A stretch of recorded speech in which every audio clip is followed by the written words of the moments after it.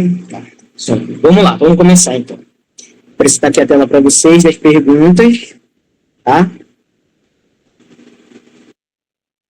E a gente vai responder junto essas perguntas. Mas ao mesmo tempo que eu vou apresentar essas perguntas para vocês, porque eu acho que tá todo mundo aberto aí com vocês, né? As perguntas. Então acho que não precisa mostrar, né? Ou precisa aqui para vocês. Que eu vou acho que não precisa. Não? Tá, então eu vou mostrar isso. Vou imprimir. Sim. Tranquilo. Então vamos lá. Lembrem. Primeiro a gente vai falar de cavidade nasal, cavidade oral, faringe e laringe e pulmão. Tá bom? Então, cavidade nasal, cavidade oral, faringe, laringe e pulmão. Tá? Essa vai ser a parte mais, acho que tranquila. O coração é mais difícil. Então, bora lá. Nós temos que lembrar onde começa. Beleza? Então, deixa eu mostrar aqui a cavidade nasal para vocês. Aqui, apresentar.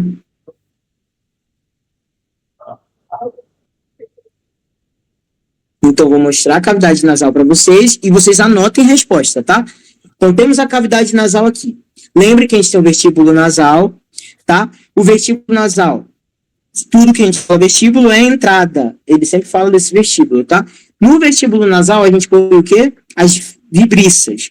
Então, qual é a primeira pergunta aí que a gente leu? Podem falar para mim? Qual estrutura delimita o fim do vestíbulo nasal e qual estrutura anatômica está presente no vestíbulo? Perfeito. Então, a estrutura anatômica presente no vestíbulo é qual? Vibriças. Serve. Ele pode perguntar isso, tá? Ele sempre manda as perguntas muito assimétricas. Ele coloca um caso clínico, vai falar, houve problema no vestíbulo nasal, o rapaz tirou uma proteção do nariz e vai perguntar qual é essa proteção, tá? E aí nós temos que entender que as vibriças são espinhas que estão no nariz, tá? Que o nome deles técnicos é vibriças, tá? Aqui no vestíbulo nasal. E qual é a delimitação do fim das vibriças? Do fim do vestíbulo nasal? É o limiar, tá? O limiar bem aqui. Deixa eu mostrar para vocês. A gente tem bem aqui o lineal. Ou ímen nasal. Tá? A gente termina o vestíbulo nasal. Ímen ou linear. Então, já sabemos. Beleza? Qual é a delimitação? Onde vai terminar o vestíbulo nasal e qual a estrutura que está nesse vestíbulo. Vibriças servem para proteção do nariz, tá? Para reter micro-organismo ou poeira, esses aspectos mais químicos, físicos, né? Que vai de proteção, então tem essa função de proteção. E o vestíbulo nasal termina no limiar. Tranquilo? No límen nasal. E ele pode marcar esse límen, esse limiar na prova de vocês prática. Deu para entender a primeira pergunta? Então a gente já respondeu a primeira. E eu vou mandar todas essas respostas para vocês depois no documento. Tá? Só para a gente pensar um pouquinho aqui e relembrar as coisas. Tranquilo? Deu para entender? Alguma dúvida, gente? Não, até agora tá fácil. Que boa, né? Essa parte é mais tranquila. Beleza. Agora a segunda pergunta é: quais são as delimitações da cavidade nasal? Nós temos a delimitação anterior, a delimitação posterior, a delimitação superior e a delimitação inferior, lateral e intermédio. Tá? Então, bora lá. E a delimitação anterior é o vestíbulo nasal. Tá? Vestíbulo nasal. Então, cavidade nasal aqui propriamente dita, delimitação anterior, vestíbulo nasal. Delimitação posterior, coana, que é aquela estrutura o quê? Virtual. Tá? Então, a coana fica bem aqui, que delimita o fim da cavidade nasal e o início do quê? Da nasofaringe. Tá bom? Aí a gente tem a de cima, a delimitação superior, que são os ossos da base do crânio, que é o nasal, o frontal, o osso nasal, o osso frontal, ou nasofrontal, o osso etimoide, o osso esfenoide. Tranquilo? Então, essas são as estruturas que delimitam a região superior da cavidade nasal. Já a inferior é o palato duro. Tranquilo? As laterais são as conchas nasais. Tranquilo? E a intermédia é o septo nasal.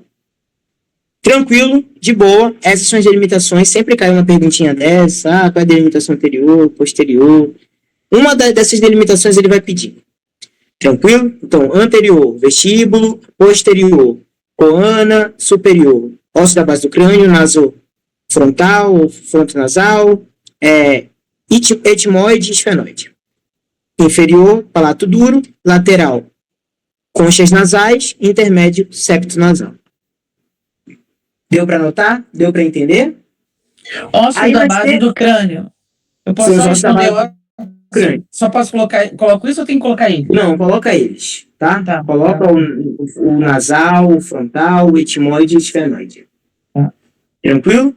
Uhum. Aí, quais são as estruturas que compõem aqui a nasofaringe? A cavidade nasal, desculpa. São as conchas inferiores, concha inferior, médio e superior, tá? Nós temos os meatos, que são essas passagens, tá? Meato nasal inferior, meato nasal médio, meato nasal superior. Nós temos o recesso esfenoetimoidal aqui, tá? Embaixo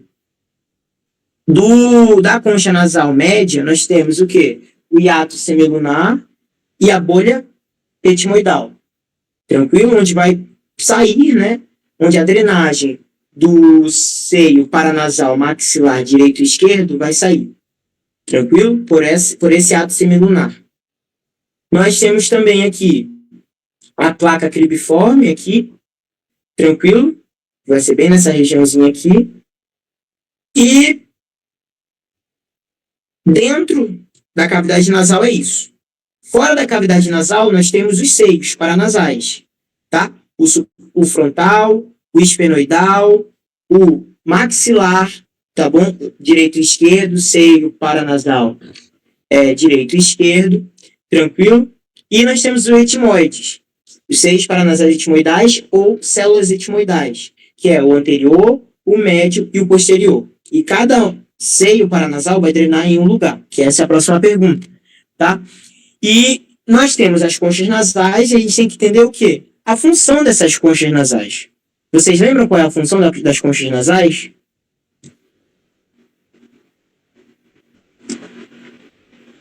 Não?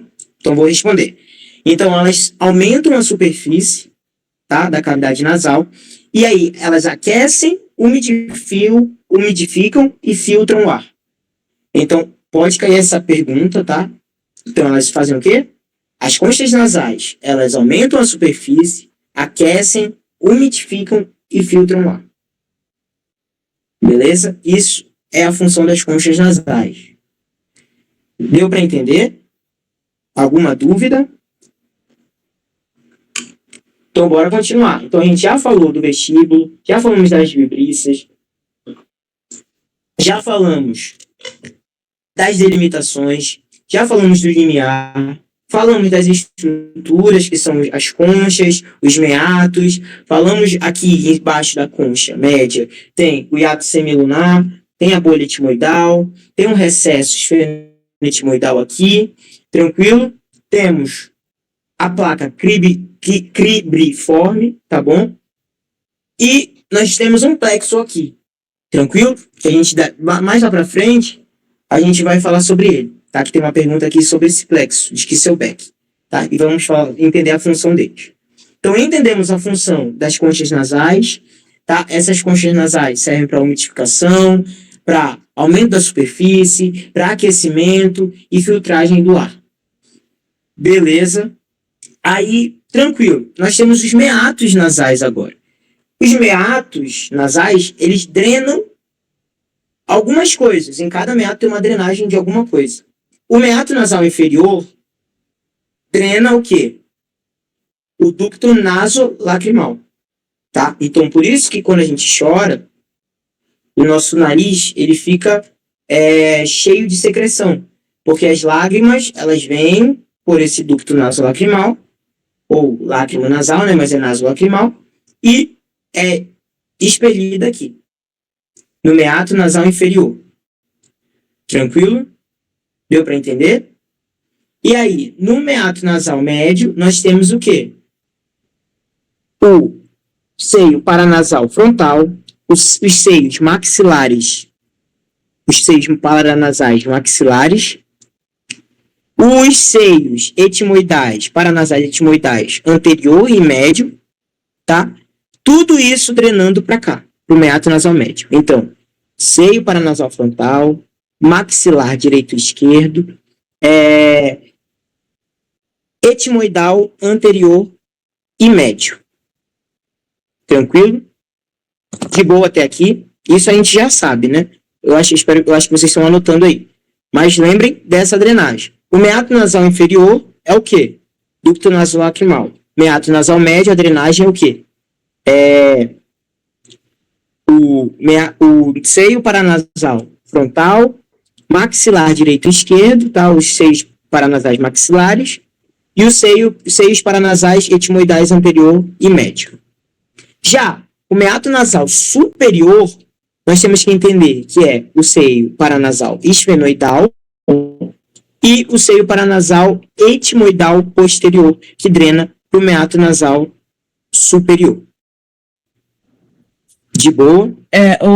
Mas que eu fiz um resumo desse, estava do etimoidal superior, que eu li na apostila também. É posterior. Etimoidal posterior. Ah, tá. É meato superior, drena para o seio paranasal etimoidal superior. Não. É superior? É posterior? É meato nasal superior. Quem drena para aí é o seio paranasal etimoidal posterior. Posterior, de costa. Tá? Região posterior. Seio paranasal etimoidal posterior que drena para aí. Deu para entender? Uhum. Porque o seio paranasal etimoidal só tem anterior, médio e posterior. Não tem superior. Tá. Tá bom? Tranquilo? Aí nós temos os seios paranasais que a gente já falou. Que é o frontal, o maxilar, o esfenoidal, tá bom? E os etimoidais, anterior, médio e posterior. Tranquilo? Agora, a gente precisa entender, isso já é outra pergunta, tá? Aquela diferença entre rinite, sinusite e rinocinusite. Lembrem, rinite vai ser a inflamação na mucosa somente da cavidade nasal. Sinusite é a inflamação da mucosa dos seios paranasais. Tranquilo? Já a rinocinusite é a inflamação dos dois. Inflamação é diferente de infecção, tá bom? Inflamação não vai possuir patógenos, tá bom? Não vai possuir um vírus ou uma bactéria. Infecção é essa resposta contra patógenos, tá bom? Que teu sistema imune vai agir numa infecção por conta de uma invasão de um patógeno. Então, rinite, sinusite e rinocinusite. Rinite, só a mucosa nasal, sinusite, só a mucosa dos seios paranasais, rinocinusite dos dois. De boa? Falamos de inflamação e infecção, a diferença, tranquilo? E aí a gente tem que entender da placa cribiforme aqui, que é aqui em cima que fica, perto das células etimoidais. Essa placa cribiforme é o quê? É a passagem do nervo olfatório, tá? Que vai estar lá, vão ter vários nervos olfatórios do primeiro par craniano, e aí ele vai ter a percepção do olfato, por conta dessa placa cribiforme, tá bom? Eu acho que vocês viram até isso em situ isto, né? Eu acho que estão até estudando essa parte já, porque deram trato gastrointestinal, deram sistema respiratório em situ isto também, tá bom? Então lembra de todas as células lá em situ isto, é bom vocês sempre juntarem as matérias para fixar na mente. Então, lembre das células, né, que limpam os terminais axonais lá dos nervos, entendeu? Para não ficar o mesmo cheiro. Isso é mais isto. Mas aqui a anatomia que vocês têm que entender, que essa placa cribiforme vai ser o quê? Que vai permitir a passagem do nervo olfatório que vem do primeiro par craniano. Já o plexo de Kisselbeck, tá? Que é seu beck, como é que se escreve, né? Fica bem aqui nessa região, que é quando o ar entra, vai bater nesse plexo, que é uma junção de vasos que ficam aqui, tá? De capilares, e aí com o fluxo sanguíneo, o ar vem, bate nesse plexo, tá? Que é uma região vascular, e aí vai acontecer o quê? Vai acontecer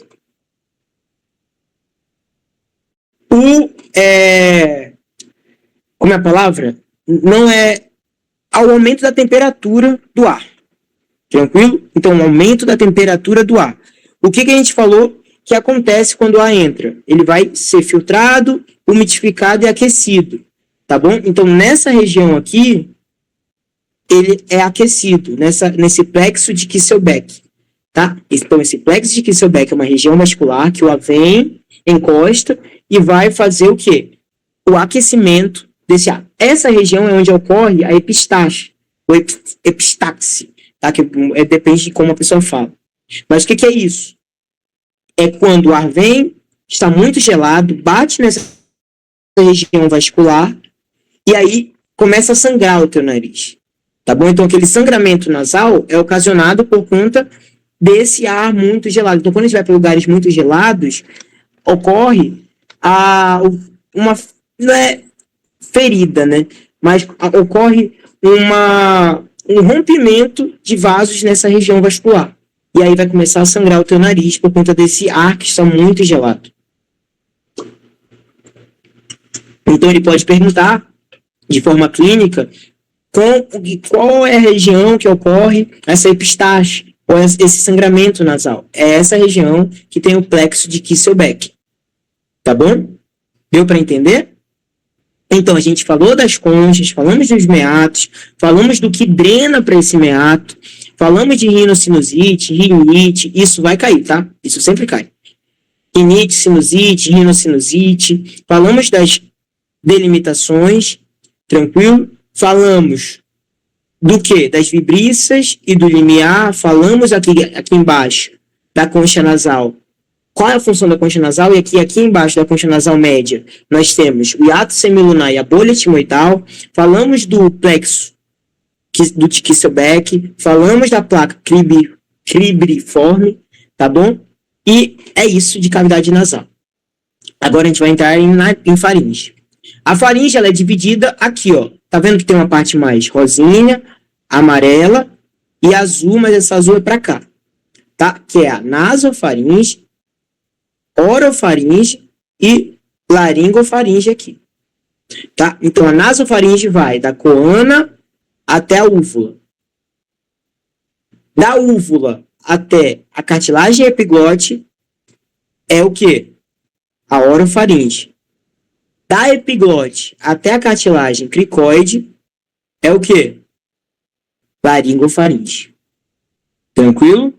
Então, essas são as divisões da faringe e as delimitações de cada faringe. Na nasofaringe, a gente tem o quê? O osteofaringe da tuba auditiva, que vai ligar, tá? O nosso ouvido médio até a nossa faringe, a nossa nasofaringe. Para que há essa ligação? Para que existe esse osteofaringe da tuba auditiva? Para equalizar a pressão. Ele sempre pergunta isso também. A equalização da pressão entre o ouvido médio e a nossa faringe, tá? Então, se a gente não tivesse esse osteofaringe da tuba auditiva, os nossos tímpanos iam estourar, porque tem uma pressão entrando e não tem uma pressão onde essa pressão iria sair. Então, como a gente tem esse ósteo, há essa equalização de pressão, tá bom? Então, essa é a função da tuba auditiva, tá? E aí, a gente tem as estruturas da nasofaringe. Quais são? Osteofaringe da tuba auditiva, nós temos em cima toro tubário, embaixo toro levantador, prega salpingopalatina na frente, prega salpingofaríngea atrás, recesso faríngeo, aqui atrás da prega salpingofaríngea, tranquilo? Então, essas são as estruturas de nasofaringe, perfeito? Além disso, a gente tem aqui o quê? Nós temos uma tonsila, que é a tonsila faríngea, tá? O que são tonsilas? São órgãos linfóides, tá? Que vão agir no nosso sistema imune. Quando tiver algum problema, quando tiver algum invasor, essa tonsila vai agir como atacando, né, esse invasor e esses patógenos. Tranquilo? Então, tonsila serve para quê? É um órgão linfóide para proteção do nosso organismo. Tranquilo? Então, a gente tem a tonsila faríngea, a tonsila palatina e a tonsila lingual. Essas 3 tonsilas formam um anel de Waldeyer, tá? Que é esse anel de proteção contra patógenos, tá? Tranquilo? Deu para entender? Tá de boa, gente? Ou eu tô falando muito rápido? Então, esse anel de Waldeyer, ele é a união das 3 tonsilas. Mas ele está falando, quais são as estruturas? As tonsilas. As tonsilas. Perfeito. Então, anel de Waldeyer. Quais são as estruturas do anel de Waldeyer?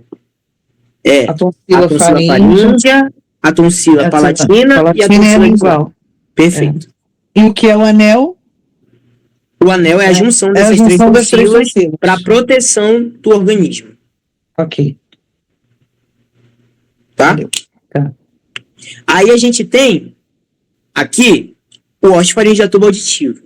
O que a gente tem que entender? Tá?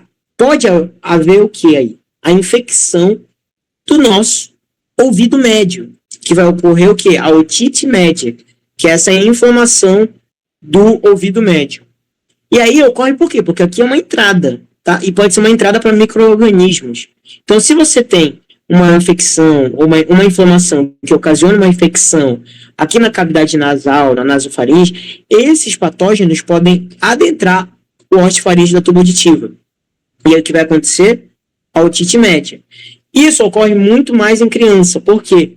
Porque a tuba auditiva da criança é mais horizontal. Quando a gente vai crescendo, amadurecendo, a tuba auditiva vai ficando mais diagonal. E isso dificulta a entrada de patógenos no ouvido médio. Então, na criança é mais fácil por conta dessa facilidade, horizontalidade, que vai facilitar a entrada de patógenos. Tranquilo, de boa. Essas são as situações mais clínicas. Rinocinusite, rinite, sinusite, otite média. Isso que pode cair mais de clínico para vocês aqui. Tá? O anel de Waldeyer perguntando. E aí a gente tem que entender quais são as relações clínicas dessas tonsilas. Na tonsila faríngea, a gente tem o quê? A adenoide. Tá bom? Então, aquela adenoide, como falam, né, no ditado comum popular, que é aquela carne no nariz, que é a adenoide, é por conta do aumento da tonsila faríngea, tá? Porque ela estava no processo de infecção, ela começou a agir, começou a multiplicar os linfócitos, e aí começou a crescer essa tonsila. Beleza? E aí ficou essa carne, aí ela não conseguiu regredir. Já a tonsila palatina é a amidalite, que antes era amidalite, né? Agora é tonsilite. Tá bom? Então, quando a gente tirava a amígdala, era essa tonsila palatina que era retirada. Tá bom? Então, é importante vocês saberem esse aspecto clínico. Tá? Foi a pergunta P, eu acho. Tá dando para entender, gente? Tranquilo? Então, falamos da otite média, falamos das tonsilas, tá? Falamos da nasofaringe e as delimitações dela. Tá? Agora, bora falar dos músculos da língua. Tá? A gente tem os intrínsecos e os extrínsecos. Caiu uma questão perguntando dos extrínsecos, tá? Na hora da prova lá. Os extrínsecos são todos os glossos. Tranquilo? Então, músculos da língua, sempre cai uma questãozinha assim chata perguntando os músculos da língua, tá? Mas de marcar. Então, todos os glossos, o geniogrosso, o ioglosso, o estiloglosso, o palatoglosso, todos eles vão fazer parte dos músculos extrínsecos da língua. Então, vamos lá. Músculos extrínsecos da língua. Extrínsecos. Que vão movimentar a língua. É o geniogrosso, o estiloglosso, o ioglosso e o palatoglosso. Tá? É uma boa pergunta que ele sempre faz. Caiu uma pergunta dessa para mim na minha P1. Tranquilo? Então, músculos da língua é importante saber os extrínsecos. Mas a gente precisa saber dos intrínsecos da língua? Precisamos também. Tá? Então, vocês já anotaram os extrínsecos da língua? Tudo certo? Posso passar para os intrínsecos? Tá, então bora lá. Os intrínsecos, a gente tem os longitudinais, os transversos e os verticais. Tá? Então, intrínsecos, longitudinais, transversos e verticais. Longitudinais, transversos e verticais. Os longitudinais têm superiores e inferiores. Tá bom? Esses são os músculos intrínsecos da língua. Já todos os outros glossos são os músculos extrínsecos.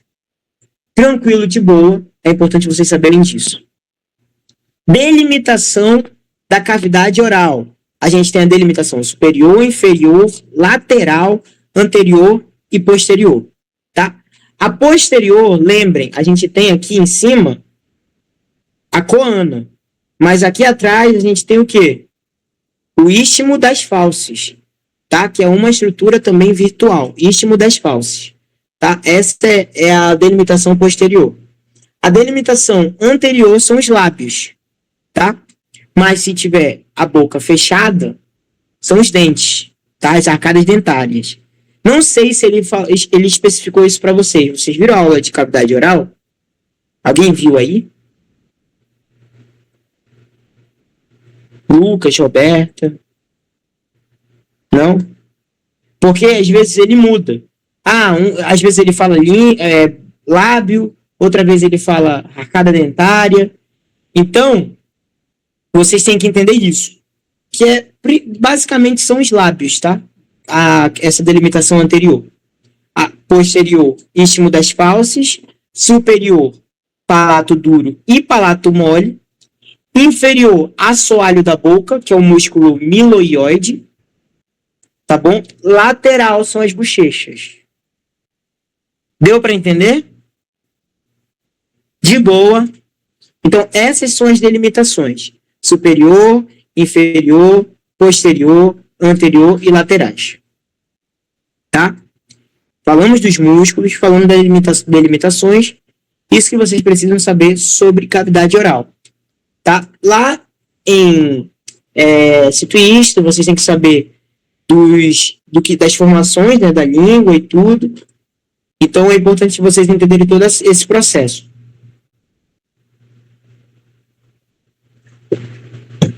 Então falamos basicamente dos músculos da língua, falamos das delimitações da boca, da cavidade oral, tá bom? Lembre que tem um vestíbulo oral aqui também, tá? Vestíbulo da boca, que fica entre os lábios e a cavidade da arcada dentária, tá? Essa parte aqui, que é o vestíbulo da boca, tranquilo? Então, como tem um vestíbulo no nariz, nós temos o vestíbulo da boca, que termina na arcada dentária, tá bom? E aí a gente tem que falar as estruturas internas agora do quê? Da laringe. Lembrem que a laringofaringe vai da epiglote até a cartilagem cricoide. Aqui em cima do quê? Da epiglote, nós temos a valécula da epiglote. Lembrem da importância dela, porque às vezes a gente, como médico, vai entubar e ao invés de adentrar a laringe, a gente pega essa parte aqui da valécula. E aí causa um dano nessa região posterior da língua. Tá? Então, pra gente, é importante para ser um marco para não atingir a musculatura da língua. Tá? Aí a gente vem e adentra onde? Na laringe. Tranquilo? Nós temos as estruturas internas da laringe. Bora falar dessas estruturas. Olha que coisa linda. Aqui a gente tem a peça real, tá? Lembrem. Bora aproximar. Aqui, ó, nós temos os seios paranasais, tá? Frontal, esfenoidal. Nós não conseguimos ver o maxilar. Nós temos aqui, ó, a concha nasal inferior, a concha nasal média, tá? A concha nasal superior bem aqui. Bem aqui, ó, hiato semilunar, bolha etimoidal, bem aqui, hiato semilunar, tranquilo, que fica embaixo da concha nasal média. Nós temos aqui, ó, na nasofaringe, o osteofaringe da tuba auditiva, toro tubário, toro levantador, prega salpingopalatina, prega salpingofaríngea, recesso faríngeo, tá bom? Bem aqui, ó, nós temos o quê? A nossa tonsila faríngea, não dá para ver a tonsila lingual, mas não dá para ver a tonsila palatina aqui, tranquilo? Nós temos aqui, ó, a epiglote e a valécula da epiglote em cima dela. Beleza? Aí nós vamos para cá, para aonde? Para nossa laringe. Na laringe, a gente tem o vestíbulo da laringe, essa regiãozinha aqui, tá? Que vai ter uma estrutura virtual também.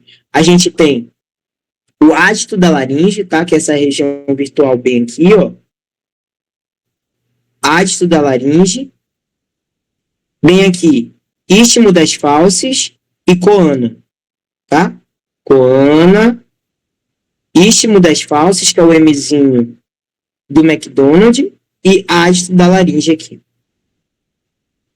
Tudo são estruturas virtuais, tá? Aí na laringe a gente tem o ventrículo da laringe, em cima prega vestibular, embaixo prega vocal, tá? Aqui nós temos a cavidade infraglótica, tá?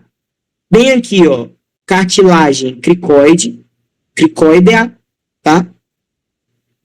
Em cima da prega vestibular, nós temos o vestíbulo da laringe, tá bom? Bem aqui, nós temos as cartilagens, o quê?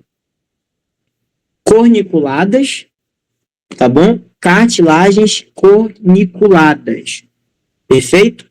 Aí nós temos a aritenoide, cartilagens aritenoides, cuneiformes, tá bom? Que são pares também, tranquilo? E são essas cartilagens. Então, cartilagem epiglote, cartilagem cricoide, tem a cartilagem tireoide, que é na parte anterior, que a gente já vai ver, tá? Nós temos a cartilagem corniculada, as cartilagens corniculadas, que são em pares, aritenoides e cuneiformes. Aqui a gente tem um recesso piriforme. Lembrem que esse recesso piriforme é porque a faringe, ela vai ficar cobrindo a laringe. Aí vai criar esse recesso piriforme aqui. Tá bom? Então, falamos das cartilagens, falamos das estruturas dentro da laringe, falamos, agora, vamos falar das estruturas fora da laringe. Cartilagem tireoide, tá? Aqui a cartilagem cricoide, tranquilo? Em cima dela aqui vai ficar a glândula tireoide, só que não tá aqui, tá bom? Aí nós temos 2 lóbulos. Aqui a gente tem 2 lâminas da cartilagem tireoide. Nós temos os ligamentos. Pode falar, Roberto. Nada, depois eu estou repetindo. Pode falar. Os ligamentos, nós temos o ligamento, aqui é o ocioide, tá vendo? Ligamento tireoide, tá? Que fica entre a tireoide e o ocioide, tireoide. E temos o ligamento, que fica entre a cartilagem cricoide e a cartilagem tireoide. Ligamento cricotireoide. Tá? Isso que vocês precisam saber. Pode perguntar, meu. Então, pergunta, Ismael, ele costuma dar perguntas sobre inervação dessas áreas, não? De laringe, faringe, cavidade nasal, não? Pelo que eu lembro, na P1 ele não perguntou, tá? Sobre essa questão de inervação. Mas ele deu aula de inervação para vocês dessa região? Não, eu só estou preocupada porque eles adoram mesmo. Entendi. Mas ele não deu aula sobre inervação não, né? Nessa região?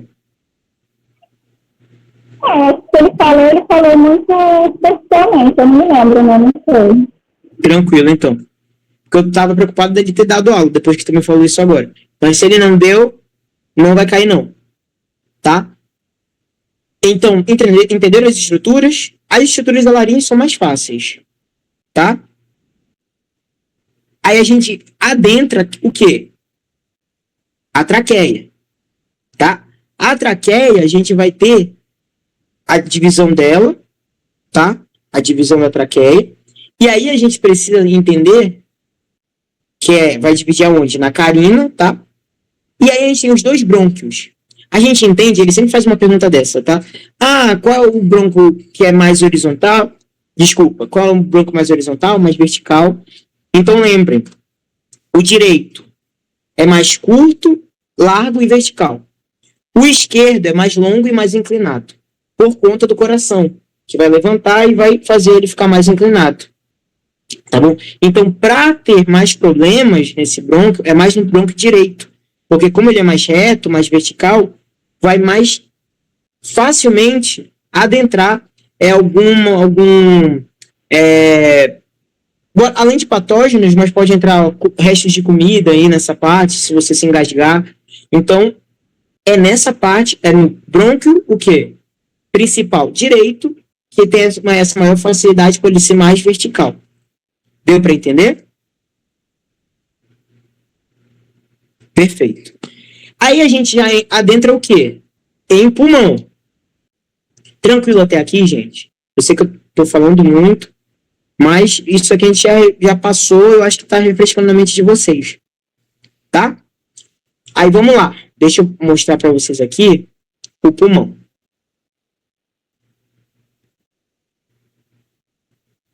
No pulmão, a gente tem o pulmão direito e o pulmão esquerdo. Tá? Pulmão direito e pulmão esquerdo. Aí a pergunta que tem do pulmão direito e do pulmão esquerdo. Quais são as diferenças do pulmão direito e do pulmão esquerdo? Tá? Qual a diferença do hilo pulmonar, do pulmão direito e do pulmão esquerdo? Então vamos lá, sempre cai uma questão dessa. Então bora lá, preste atenção. Eu já estou falando muitas questões, tá? Porque são 20 questões, eles sempre repetem, né? Então, ele fala sempre desse hilo pulmonar e qual é a diferença. O hilo pulmonar direito é o BAV, brônquio principal direito, artérias pulmonares direitas e veias pulmonares direitas, tá? Superior e inferior. Tranquilo? Então, bora lá. Brônquio principal e como é a formação do hilo pulmonar direito? É póstero anterior. Póstero anterior. Fixem isso. E coloquem uma linha embaixo disso. Póstero anterior. Então, vai de trás para frente. Brônquio principal, artéria pulmonar e veias pulmonares superiores e inferiores direita. Tá bom? Superior e inferior direita. Isso aqui é o hilo pulmonar direito. Além de ter linfonodos, tá? Aqui também. Que nós temos também ao redor dele, ó, o ligamento pulmonar aqui, ó, desse hilo. Então, o direito é póstero anterior, brônquio principal direito, artéria pulmonar direita e veias pulmonares superior e inferior direito. O esquerdo é súpero inferior, tá? De cima para baixo. Mas ele sempre coloca mais de direito para você falar esse póstero anterior. Mas é súpero inferior. Então, de baixo para cima. Então, vem a artéria pulmonar, que é o ABV, tá? Artéria pulmonar esquerda, brônquio principal esquerdo e veias pulmonares superior e inferior esquerda. Essa é a diferença do hilo pulmonar, do direito para o esquerdo. De boa, gente. Querem que eu repita alguma coisa? O esquerdo é o quê? Repete aí. O direito é só o anterior. Inferior. Super inferior. Tá? De cima para baixo. Tranquilo? Aí é artéria pulmonar esquerda, brônquio principal esquerdo e veias pulmonares esquerdas superior e inferior. Então é super inferior. Isso. Super inferior. Tá? Aqui também tem o ligamento pulmonar. Aqui também, nesse hilo pulmonar, nós temos os linfonodos. Tá bom? Agora, bora saber a diferença do direito para o esquerdo. Quais são as diferenças? Nós temos Quantidade de as lóbulos fissuras, e os as lóbulos. diferenças das fissuras e as diferenças dos lóbulos. Tá? Então, o do lóbulo. No esquerdo, a gente tem uma fissura, que é a fissura oblíqua, e dois lóbulos, lobo superior e lobo inferior. Já o direito tem 2 fissuras, que é a fissura oblíqua e a fissura horizontal, e 3 lobos, lobo superior, lobo médio e lobo inferior. Tranquilo? Essas são as diferenças. Além disso, o esquerdo possui o quê? A língula, tá? E a incisura cardíaca. Tranquilo? Já nos dois, há o quê? A impressão cardíaca. A impressão cardíaca há nos dois. Por que é importante vocês saberem disso e eu estou repetindo? Porque ele pode colocar numa questão que existe só impressão cardíaca no esquerdo. Isso é errado. Só existe incisura cardíaca no esquerdo. Pode ser pegadinha. Ele gosta de pegadinha. Tá bom? E só há língula no esquerdo. Lembrem das faces, tá? Face diafragmática, face costal aqui, que fica encostado nas costelas. Lembrem do ápice do pulmão, da base do pulmão, tá? Para a prova teórica, o importante é você entender o hilo, entender o que forma esse hilo, entender qual é o conteúdo de cada artéria e veia. Na artéria pulmonar, o conteúdo é sangue pobre em oxigênio. Na veia pulmonar, na direita e na esquerda, são sangues ricos em oxigênio que vão para o coração, que sofreu hematose que vai para o coração. Então, essas são o quê? Os conteúdos das artérias e das veias. Tranquilo? De boa. Não é sangue venoso e não é sangue arterial. É sangue pobre em oxigênio, sangue rico em oxigênio. Beleza? Aí vocês têm que entender o caminho do ar. Lembrem, aqui, ó, nós temos a traqueia, carina aqui se desviou em quê? Em 2 brônquios. Brônquio principal esquerdo, brônquio principal direito. O direito é mais vertical, o esquerdo é mais horizontal. Tá? Bora falar do brônquio principal direito. Ele vai se ramificar em brônquio lobar superior, médio e inferior. Aí depois do brônquio lobar, porque nós temos 3 lobos no pulmão direito. Lobo superior, médio e inferior. Aí, brônquio lobar superior, brônquio lobar médio, brônquio lobar inferior. E aí, desses brônquios lobares, nós temos os brônquios segmentares. Tá bom? Que são os segmentos aqui, ó. Aí tem até uns subsegmentares, mas foquem nisso. Brônquio principal direito vai para brônquio lobar superior, médio e inferior. E os brônquios lobares se ramificam em brônquios segmentares. Depois vai para os alvéolos. Tranquilo?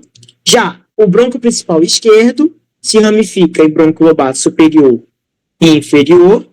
E os brônquios lobares, eles vão o quê? Se ramificar em brônquios segmentares. Tá bom? Que vão para os segmentos do pulmão. Tranquilo? E aí depois vai para o alvéolo. Deu para entender esse caminho do ar?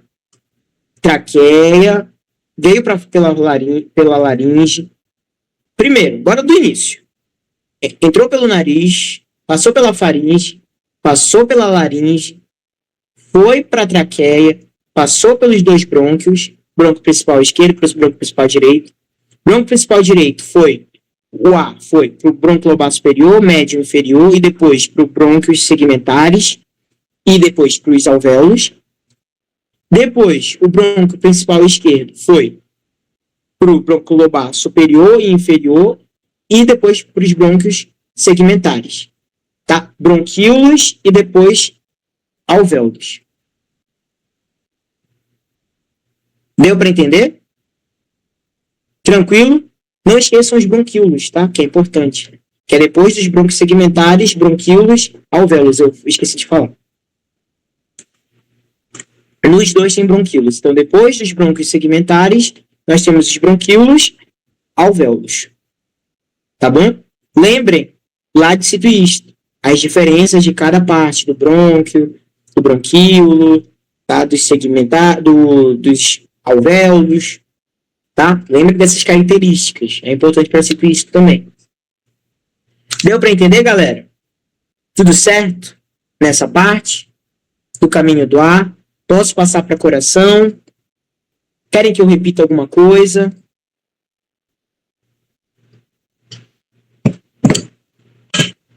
De boa. Se ele pedir nessa última o caminho da traqueia até o pulmão, eu não posso esquecer dos bronquíolos. Não, Dos alvéolos. não pode. Chegar lá no Não final, pode. tem que falar deles. Tem que chegar até os alvéolos, que lá vai ter aquela condição de troca gasosa. Tá, ok. Tá? Vai até os alvéolos. Tá. É mais completo. E se ele perguntar o caminho todo, vai do nariz, Tá. vestíbulo, cavidade nasal, nasofaringe, orofaringe, laringofaringe, chegou na laringe, chegou na traqueia, passou pela carina, foi para os dois brônquios principais, direito e esquerdo, foi para os brônquios lobares, superiores, no direito, superior, médio, inferior, no esquerdo, superior e médio, foi para os brônquios brônquios segmentares, foi para os bronquíolos, foi para os alvéolos. Ok. Tá? Deixa eu fazer uma pergunta. Esses Pode brônquios fazer. segmentares, para onde vai aquele segmento do pulmão ou não tem nada a ver? Oi? Esses brônquios segmentares, tem aqueles segmentos do pulmão. Sim, eles vão para os segmentos do pulmão. Tá? Então, todos aqueles segmentos, no lobo superior, temos o quê? O apical, o anterior, o posterior, tá? Aí no esquerdo, a gente vai ter o lingular superior, o lingular inferior. Todos esses segmentos vão ser os brônquios vão se subdividir em segmentares para ir para esses segmentos. Tá? Tá. Mas aí tu não precisa escrever nesse caminho, cada segmento não. Tá? Que é muito, ele aí já é demais. Mas tu tem que saber que esses brônquios segmentares vão para os segmentos do pulmão. De boa, tudo bem. Posso entrar em coração agora? Depois raio-x, que é bem tranquilo. Tá? Então bora entrar em coração, parte legal. Ele dá bastante ou não? Aquela parte de pericárdio, Se cai isso, se dá muito. cai mais a questão. Olha, na minha prova de P1, a minha questão teórica foi para falar sobre o estímulo elétrico, como é que se propaga esse estímulo elétrico no coração.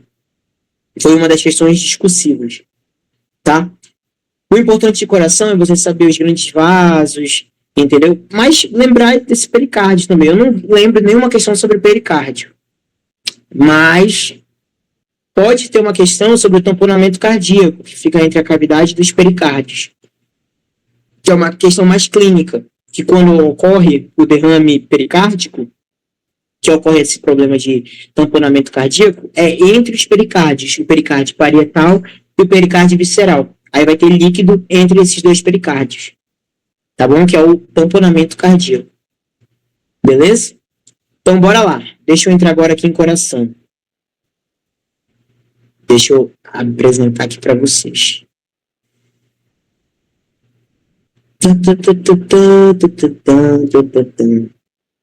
Tá dando para entender tudo, galera? Não tá complicando não, né? Vai dar mediastino? Vou falar sobre mediastino. Tá. Sobre essa questão do que é apresentado no superior, inferior. Na nossa prova de P1 não caiu, né? Tipo, praticamente nada, não caiu nada de mediastino. Mas eu vou falar para vocês. Tá. Aqui sim, tá?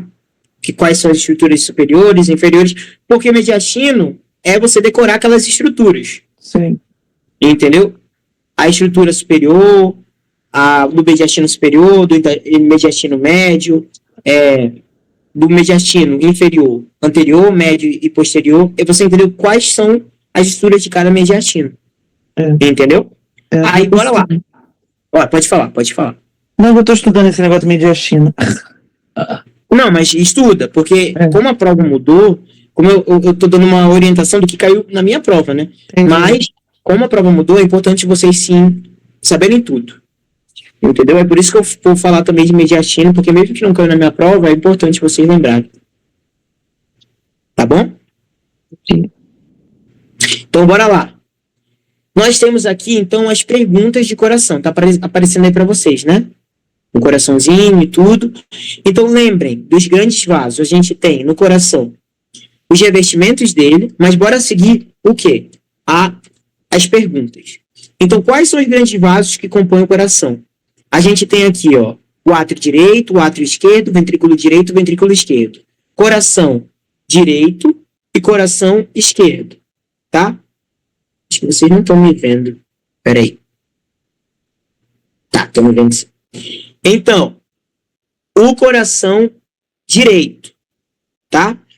Vai receber sangue pobre em oxigênio, tranquilo.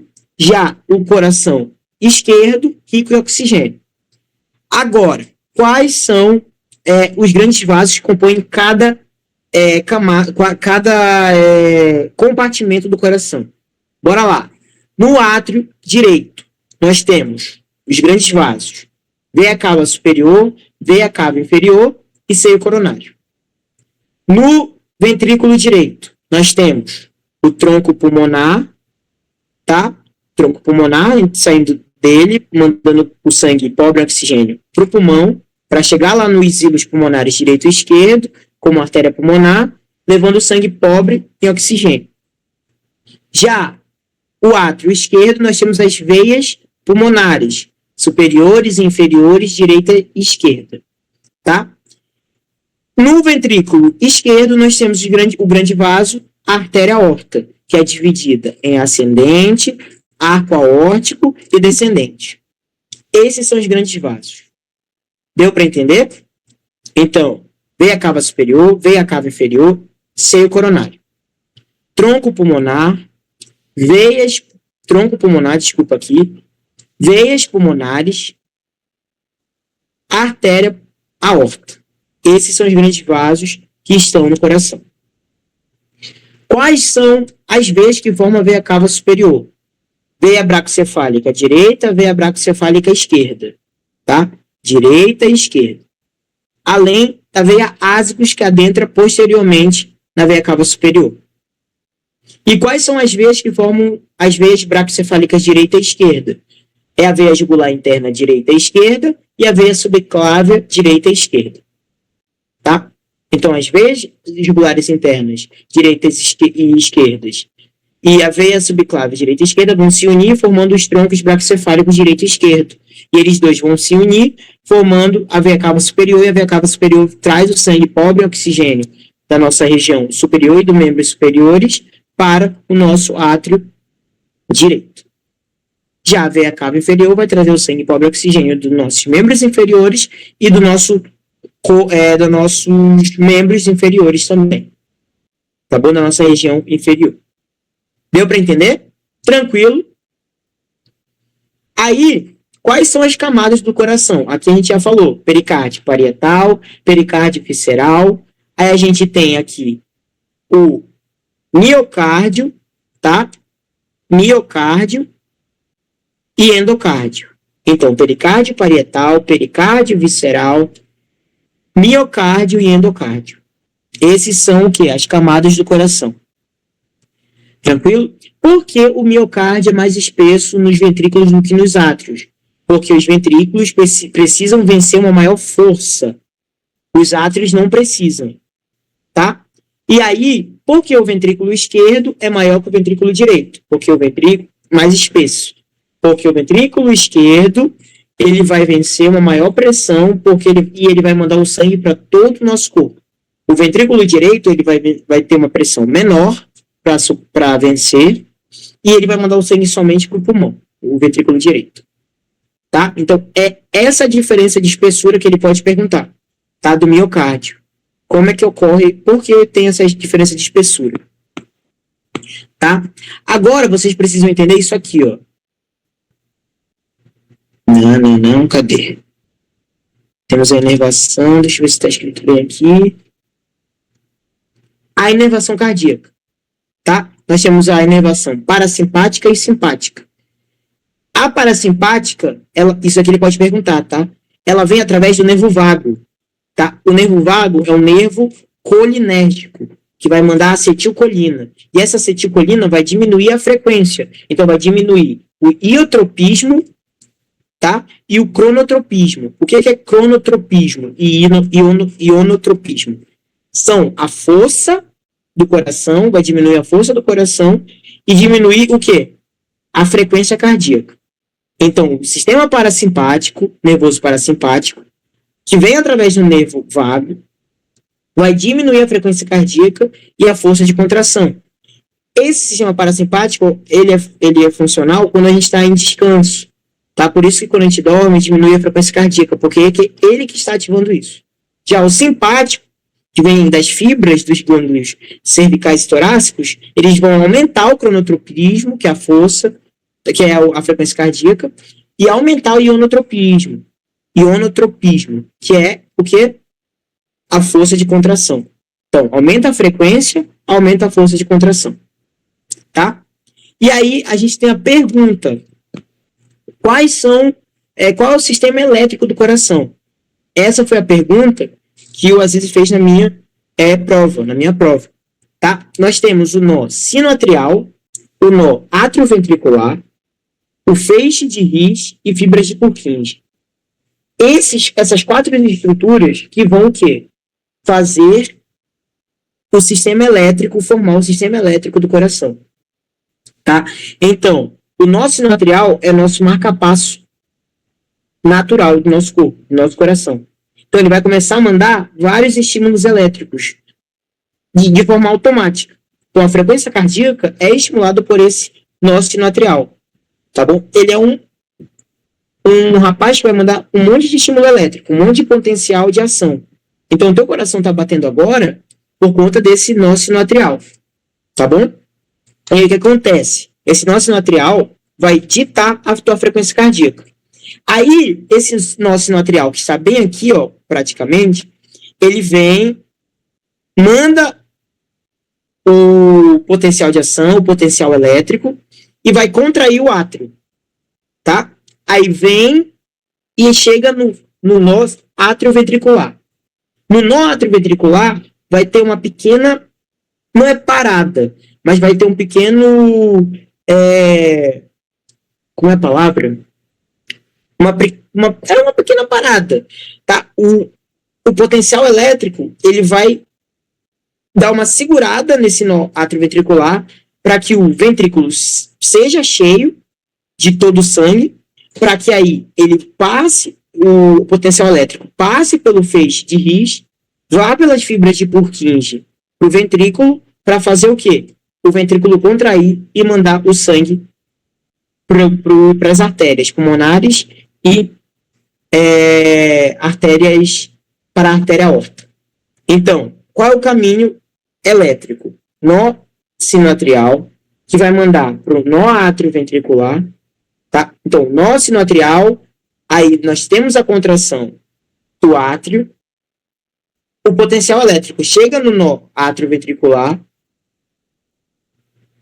segura um pouco no nó atrioventricular para que o ventrículo se encha, vai para o feixe de His, tá? O feixe de His vão ter 2 vias, tá? A direita e a esquerda, e aí chega nas fibras de Purkinje, chega no ventrículo, nas células miocárdicas do ventrículo.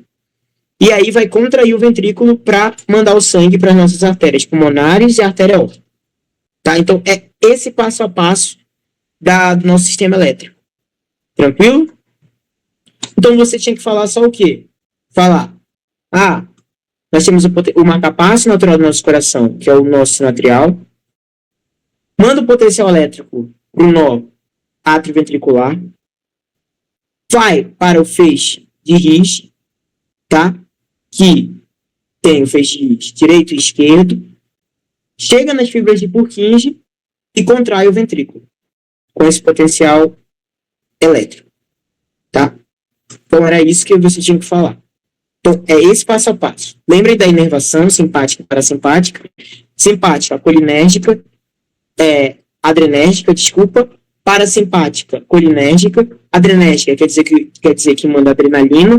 Então, adrenalina, lembrem, simpático, luta ou fuga. Tu precisa aumentar a frequência cardíaca, precisa aumentar a contração, precisa aumentar a força de contração para você conseguir fugir de um leão, luta ou fuga. O parasimpático é de descanso. Então, ele vai diminuir a frequência cardíaca, vem pelo nervo vago, né? Ele é um nervo colinérgico, tá? Essa é uma via colinérgica. que é a acetilcolina mandada, e vai, o quê? Relaxar o teu coração, vai ter uma menor frequência, uma menor força de contração. E esse sistema elétrico aí. Deu para entender essa parte? Caiu em prova, hein? Querem que eu repita alguma coisa?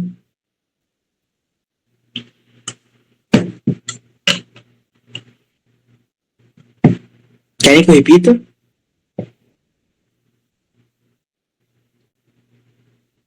Não? Tá bom, então continua. Oi? Pode continuar, Lucas? Pode sim, só respondi que estava tranquilo. Ah, tá, tranquilo, então. Que bom que você não se complicar nessa parte. E a gente tem as válvulas do coração, tá? Que é a válvula atrioventricular direita e esquerda, válvula tricúspide, válvula mitral, tá bom?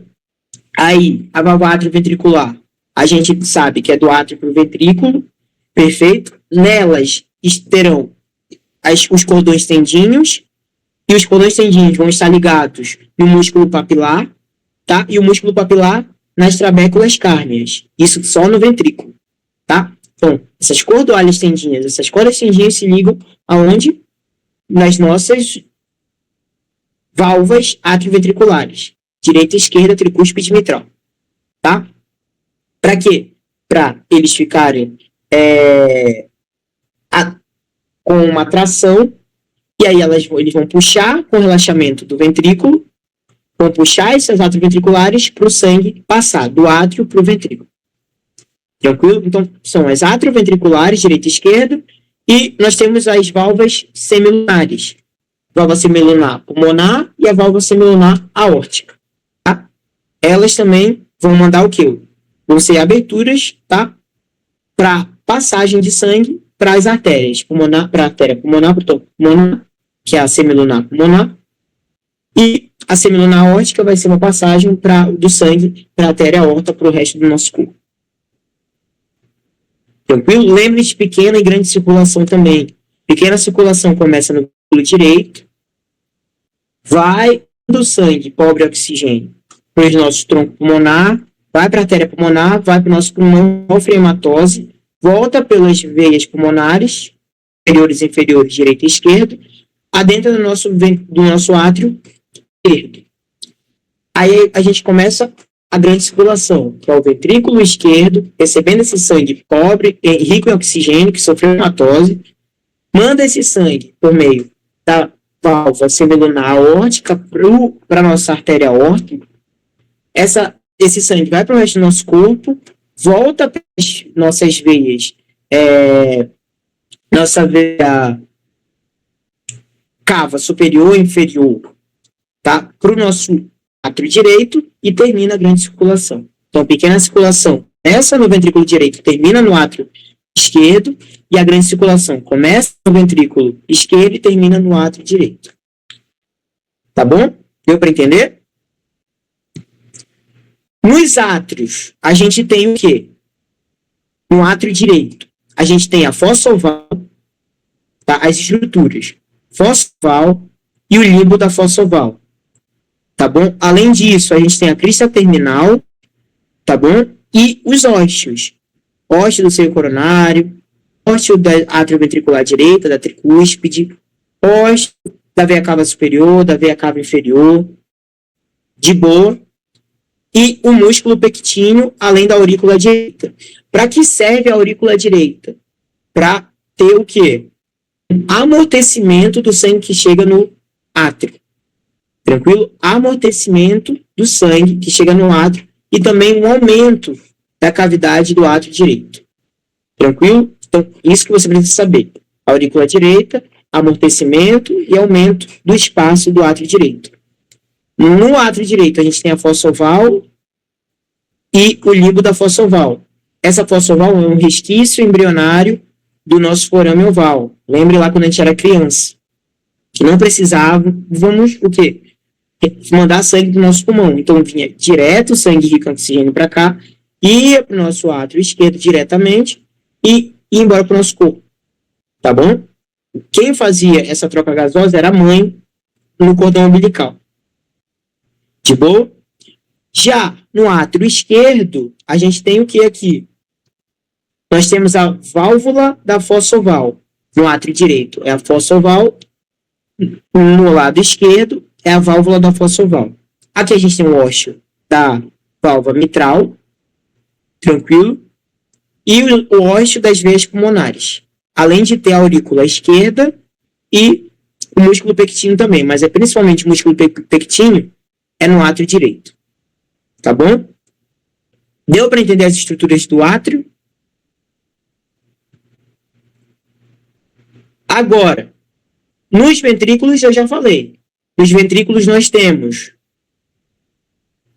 o septo interventricular, miocárdio, tá bom?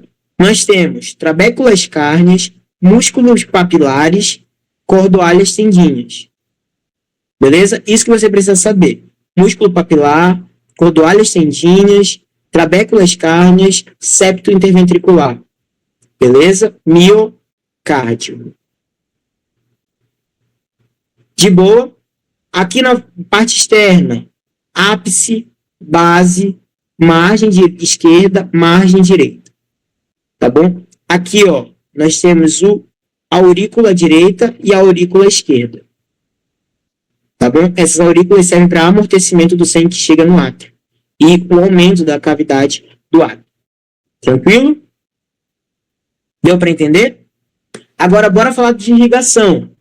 Nós temos a irrigação direita e a irrigação esquerda, tá? Do coração. Na irrigação direita, nós temos a irrigação da coronária direita. Essa é a principal, coronária direita. E delas, nós temos... Quais são os ramos da coronária direita? Direita. Ramo nodal, ramos ventriculares e atriais, o ramo marginal esquerdo, direito, desculpa, ramo marginal direito, e ramo interventricular posterior. Essa é a irrigação direita do nosso coração. A irrigação esquerda é o quê? Coronária esquerda, que vai se bifurcar em interventricular anterior, descendente anterior, circunflexa e marginal esquerda. Tá? Aí tem ventriculares aqui e atriais também. Direita, coronária direita, o fluxo, nós temos o ramo nodal, ramos ventriculares e atriais, marginal direito e interventricular posterior, descendente posterior. Já no lado esquerdo, nós temos a coronária esquerda, interventricular anterior, circunflexa, e da circunflexa vem a marginal esquerda. Mas lembre que tem variações anatômicas, que a marginal esquerda pode vir direto da coronária esquerda. E o ramo nodal, que vai para o nó sinoatrial, pode vir direto da coronária esquerda também. Deu para entender? E aqui na interventricular anterior, nós temos os ramos descendentes, temos os ramos oblíquos, né? Não é oblíquos, esqueci o nome, gente. Me ajudem. Ramos transversais, não. Diagonais. Ramos diagonais e ramos septais. Tá? Que vem para o septo.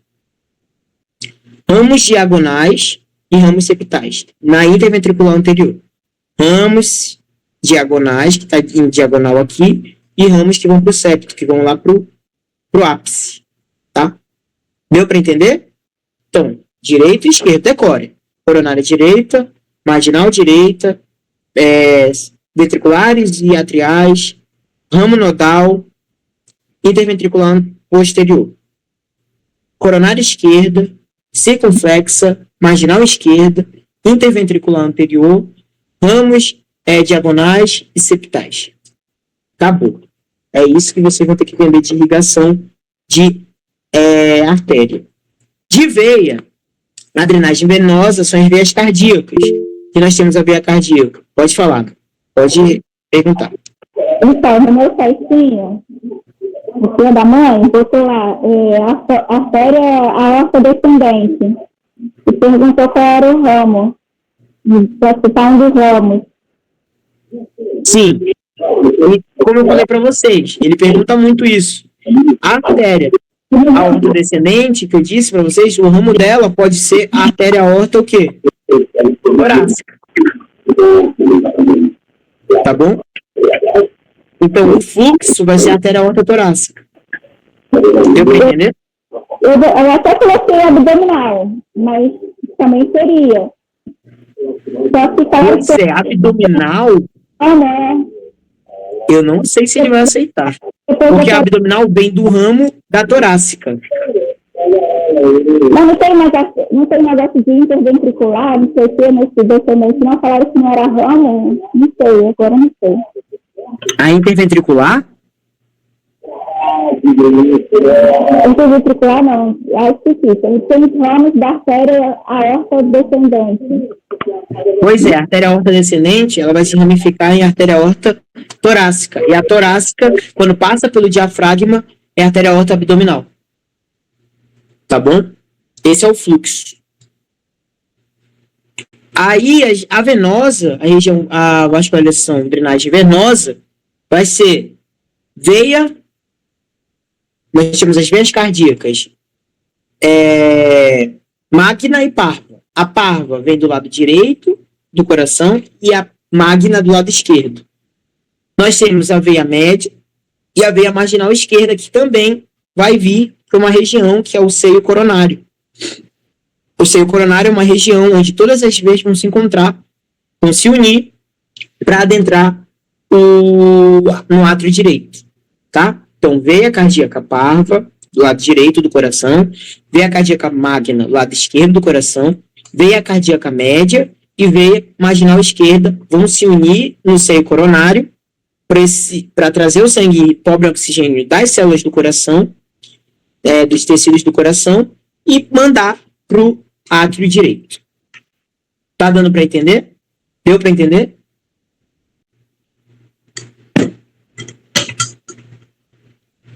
Beleza. Aí os resquícios embrionários são o quê? Que eu falei aí na questão. Fossa oval, e nós temos também o ligamento arterioso. Lembra que o ligamento arterioso é um resquício embrionário do ducto arterioso. Tá bom? Ducto arterioso. De boa? A fossa oval vem do forame oval. Posso entrar em raio-x? De boa, Roberto. Você que tem mais dificuldade nessa questão de vascularização. Qualquer coisa pode me perguntar, tá? Não, já tô gravando isso aí, já tô anotando. Isso tem que decorar mesmo. É decoreba. É decoreba mesmo. Tá? Beleza. Então, bora para raio-x. Tá? Deixa eu ver aqui as perguntas de raio-x que eu fiz. Para ficar para baixo. Tá, nós temos os excessos do raio-x. Deixa eu apresentar aqui o raio-x para vocês. Aqui, peraí. Deixa eu pegar aqui. Tá dando para entender, gente? Tá. Tá?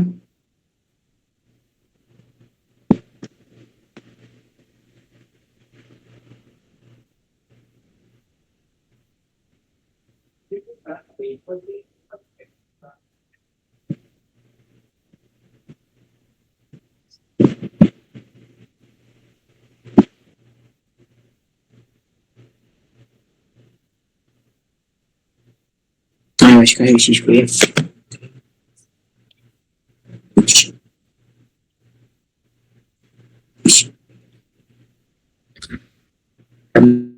Vou mostrar para vocês direitinho.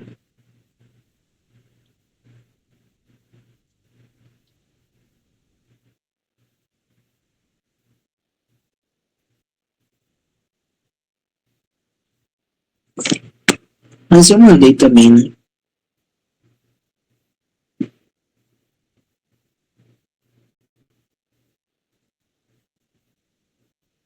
Você quer saber as perguntas? Não, eu mandei o documento para vocês de raio-x, não mandei? Com as perguntas de raio-x e tudo. Com as imagens do raio-x. Peraí. Vou encontrar aqui para mostrar para vocês as imagens.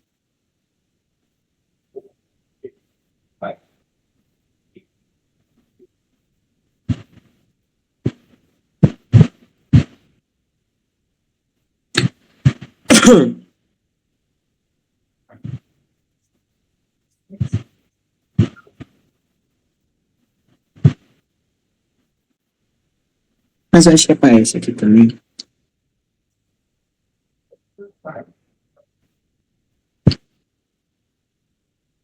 Aí só falta raio-x e mediastina para fechar aqui.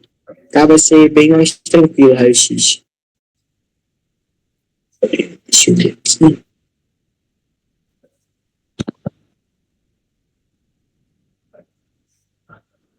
Peraí.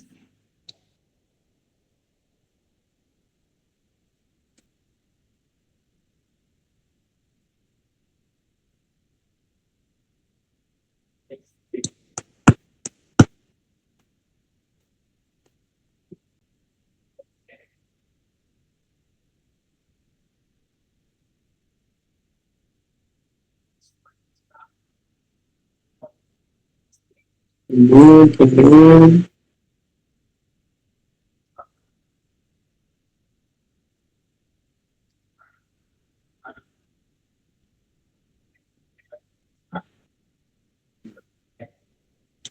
Peraí, já vou aqui pegar a imagem para vocês.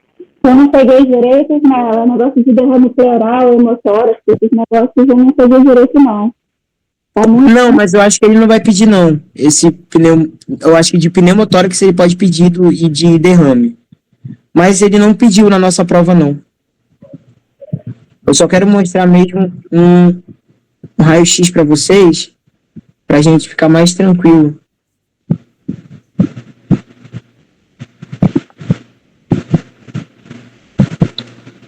Eu lembro que eu fiz, mano. Tô procurando. Aqui, achei. Aqui. Foi no mesmo documento de mediastina. Aqui. Oxi. Não foi, não. Ah, que merda. Documento 23, tá aqui. Agora sim. Vamos lá. Deixa eu apresentar para vocês aqui.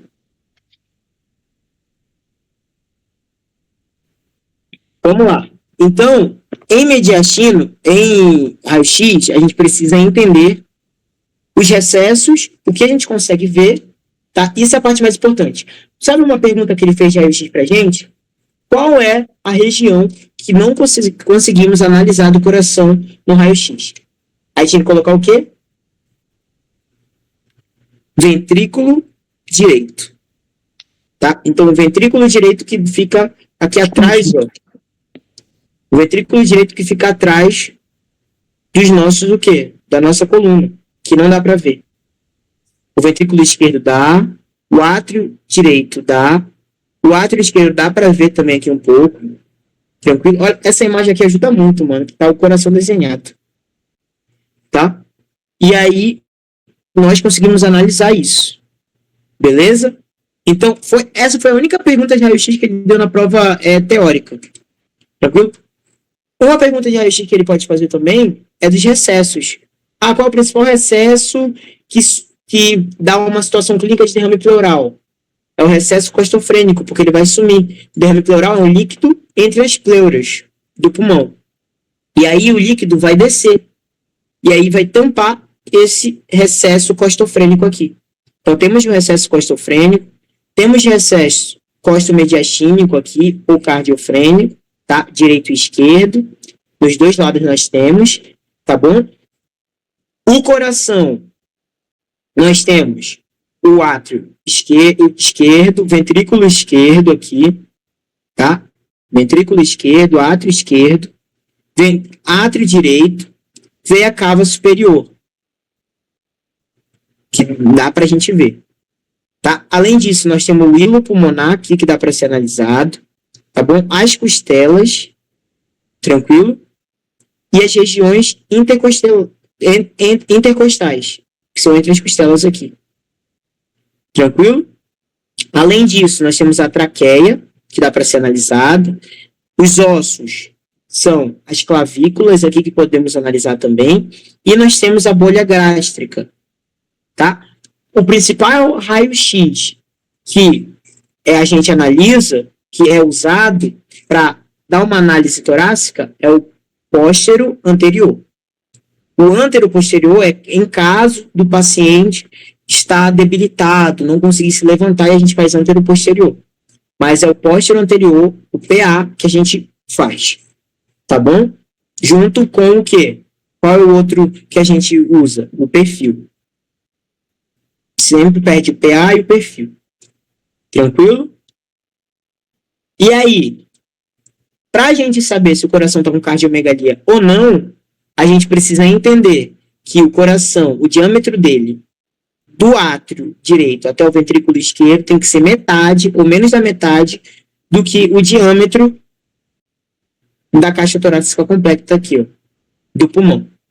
Tá? Então, a gente pega o diâmetro do pulmão e a gente pega os centímetros do diâmetro do quê?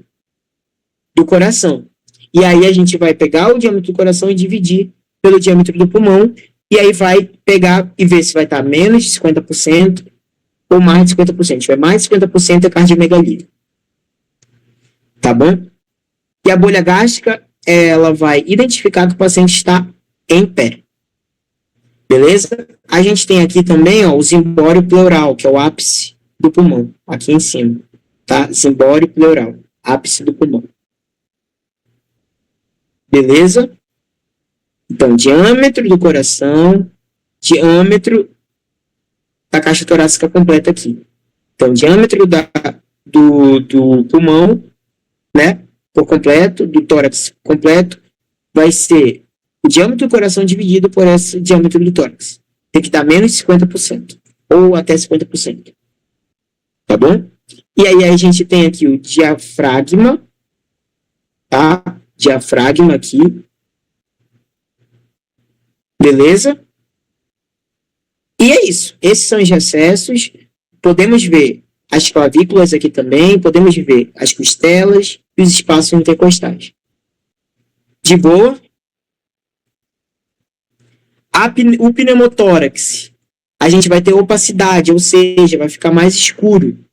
Tá? Vai ter mais preto. E aí o pulmão vai ficar bem pequenininho aqui. No derrame pleural, vai ficar tampado o recesso costofrênico. Beleza? Aí vai ficar bem branco aqui, tranquilo. Vai ter esse velamento, e aí a gente sabe que é derrame pleural. Já na pneumonia, a gente vai ter uma opacidade, tá? Vai ter uma parte mais branca, entendeu? Sem ser nessa região do recesso. E aí a pneumonia é essa parte mais opaca que vai ficar. Mas eu preciso que vocês foquem no pneumotórax e no derrame pleural. O pneumotórax fica mais escuro, porque vai ter mais ar entre as pleuras, e do derrame pleural, o recesso costofrênico, ele é tampado. De boa? Já na hipertensão pulmonar, a gente vai ver que aqui no hilo pulmonar, esquerdo ou direito, a gente vai ter a artéria pulmonar aqui vai ficar muito maior. Não sei se eu coloquei uma imagem aqui. Espera aí. Para mostrar para vocês aqui, ó. A pneumonia é a consolidação, ó, essa opacidade aqui, ó. O derrame pleural, ó, tampou o recesso costofrênico aqui.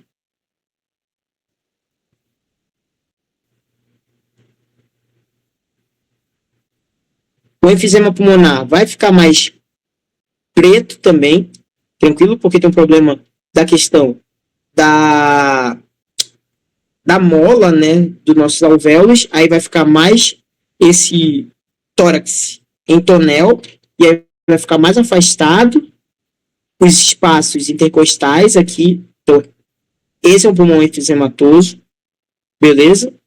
Mas eu quero mostrar para vocês cardiomegalia aqui, ó. O diâmetro do coração está maior, mais de 50%, né, do diâmetro torácico aqui. Mas eu quero mostrar Aqui, ó, hipertensão pulmonar. Vocês estão vendo que aqui, ó, essa parte está bem mais grossa, tá? Então, aqui, ó, uma proeminência pulmonar aqui. Então, a gente tem essa parte do pulmão, essa artéria pulmonar mais espessa, tá? Mais proeminente. Tranquilo? Então, é isso que eu preciso que você entenda de raio-x. Identificar quando é um enfisematoso, quando é uma pneumonia, mas principalmente pneumotórax e derrame pleural. Tá bom? Pneumotórax e derrame pleural. De boa? Tranquilo em raio-x? Principal raio-x, PA, póstero anterior. Tá bom? Esse é o que é mais usado. Sabemos dos recessos, sabemos que a região do coração que está escondida é o quê? O ventrículo direito. Tá? Que isso aqui é atrás da nossa medula espinal. Tranquilo? E é a parte que está mais anterior também. De boa. Agora o mediastino, para finalizar.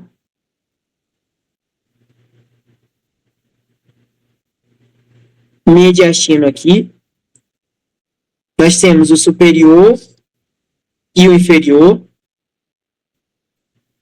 Tá? E o que a gente precisa saber? As estruturas. Do mediastino superior, a gente vai ter um pedaço do timo, as veias bractocefálicas, a veia cava superior, o arco aórtico, o arco da aorta, tá? Porque ele vai subir e vai passar por ele lá também, a traqueia, o esôfago, o nervo vago, o nervo frênico. Lembre que o nervo vago é o que vai lá para o coração para agir no parasimpático, tá? Então, timo, veias bractocefálicas, veia cava superior, arco da aorta e seus ramos, né? Traqueia, esôfago, ducto torácico, nervo vago e nervo frênico. Essas são as estruturas principais. O mediastino superior está acima da nossa T4 e T5. Já o mediastino inferior, a gente divide ele em anterior, médio e posterior. No médio, tá no mediastino inferior médio está o nosso coração e pericárdio. No mediastino inferior anterior tá o externo, né? Além disso, o timo, tranquilo principalmente. Já no mediastino posterior está o quê? O nosso esôfago, a nossa aorta torácica descendente, nervo vago, tá? O sistema ásicos também, nervos esplânicos e tronco simpático. Isso que você precisa entender no mediastino posterior. Esôfago, aorta torácica descendente, ducto torácico, sistema ásicos, que tem a veia ásicos, tá? Tem as veias ásicos acessórias também. Nervos vagos, nervos esplânicos e troncos simpáticos. Isso que você precisa entender, tá? De mediastino superior e inferior. O mediastino inferior anterior, médio e posterior, tá? E principalmente o mediastino médio e inferior, que vai ter o coração e o pericárdio. Deu para entender, galera? Deu para relembrar? A parte clínica é mais no coração, para entender aquela questão das nossas artérias e veias, entender a parte do derrame pericárdico, que fica entre os pericárdico parietal e visceral. Tem a parte do pulmão, que aí a gente tem lá no pulmão aquela questão do raio-x, do derrame e do pneumotórax. Tem a parte da otite média, da sinusite, rinocinusite, é isso que ele cobre. Tá? Delimitações, músculo hipoglosso e músculos intrínsecos e extrínsecos da língua, tá bom? O anel de Waldeyer, quem forma esse anel, essas regiões mais clínicas. Tá? Eu dei praticamente toda a minha prova para vocês, tá? Eu foquei, né, nessas partes assim, clínicas, que foi o que caiu na minha prova, tá? Se vocês lembrarem disso, terem esse roteirozinho, vai dar certo. Tá bom? Deu para compreender, galera? Tudo certo, tudo bem? Então eu vou postar a aula, tá? E vou mandar para vocês. Roberta, deixa eu finalizar aqui. Oi.